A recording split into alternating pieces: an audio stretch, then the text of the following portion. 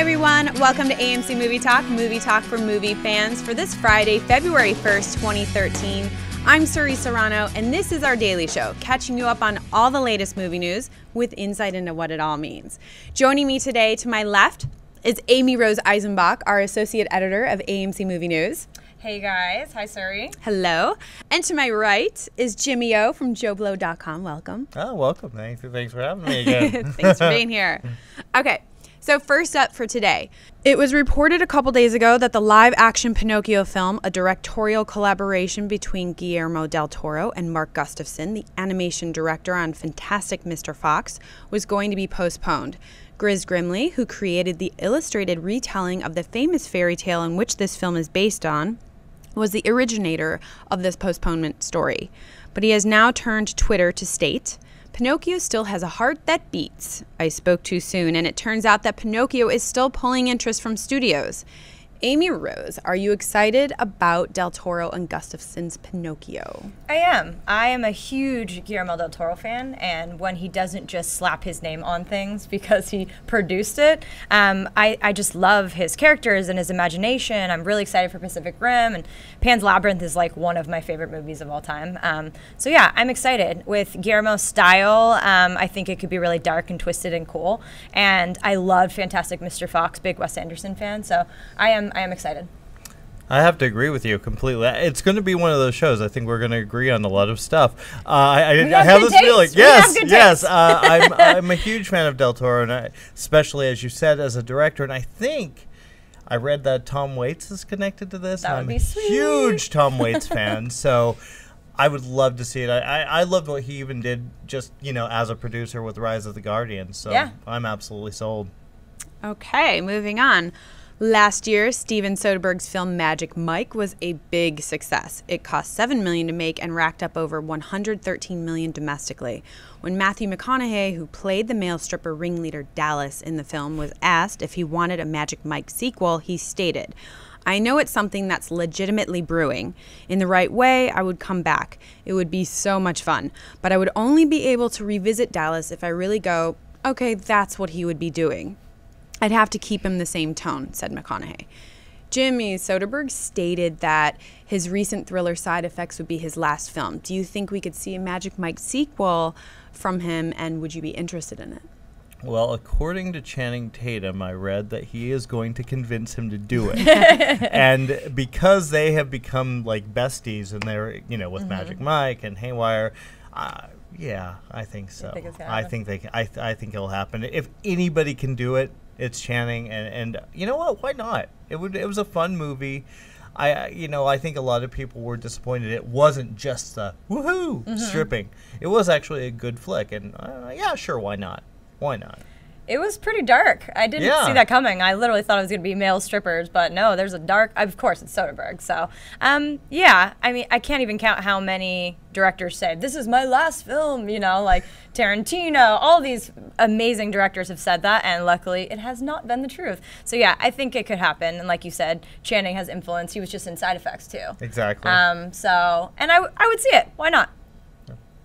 All right, moving on to our new section, Buy or Sell. Okay, great. So we've now reached our Buy or Sell segment. It's in the vein of ESPN's Around the Horn, and we're basically going to go through a couple topics real fast and say if we simply buy or sell the news. So, Suri, what do we got?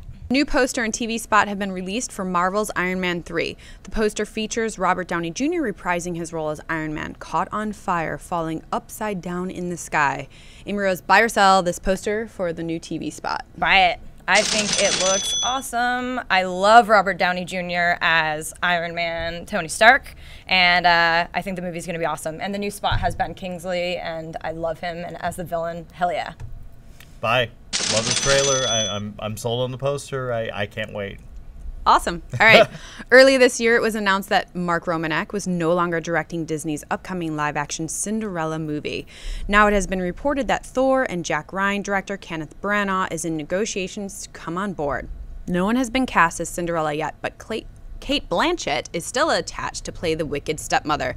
Jimmy, buy or sell Branagh directing Cinderella? Absolutely buy. Branagh is known for his Shakespeare. He's amazing. He can tell a classic story, and I even liked what he did in Marvel Universe. So yeah, absolutely, I'm for it. Bye. I think you're right. We are going to agree. Pretty much everything, right? Sorry, guys. No debating today. No.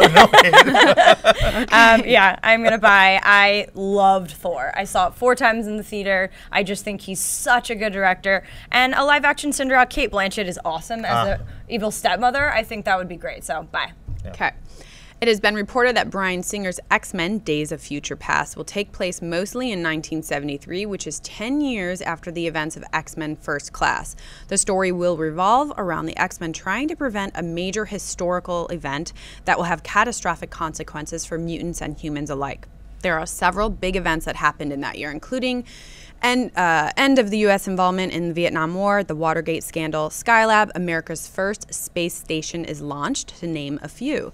Amy Rose, buy or sell this news?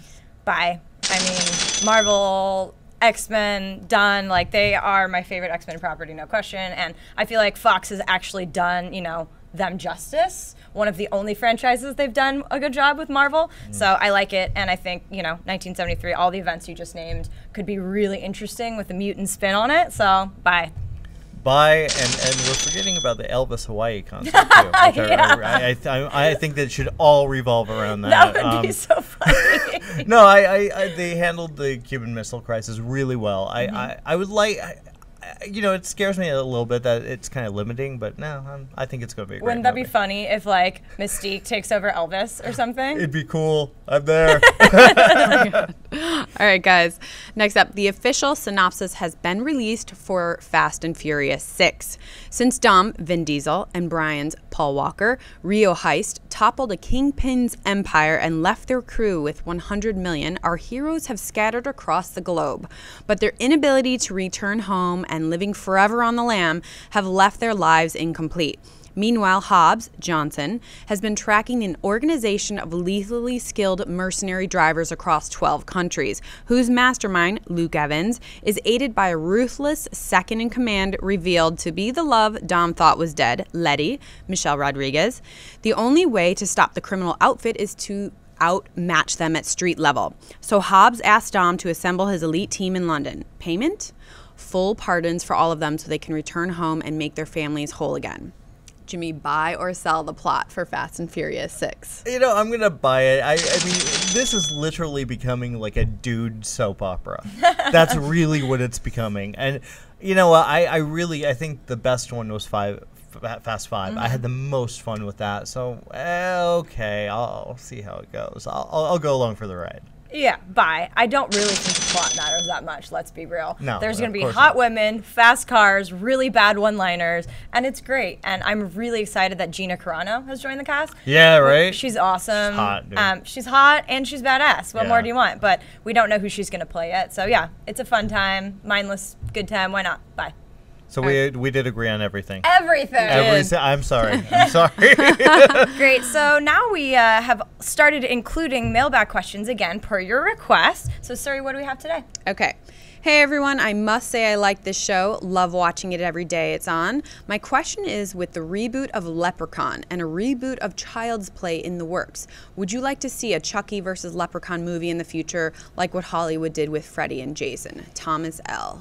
Why don't you take this one first? Yeah, I will take this one. I was a fan of Freddy vs. Jason. I didn't think it was my favorite in the series at all. I'm a huge Friday the 13th fan. It's like the meat and potatoes of horror movies.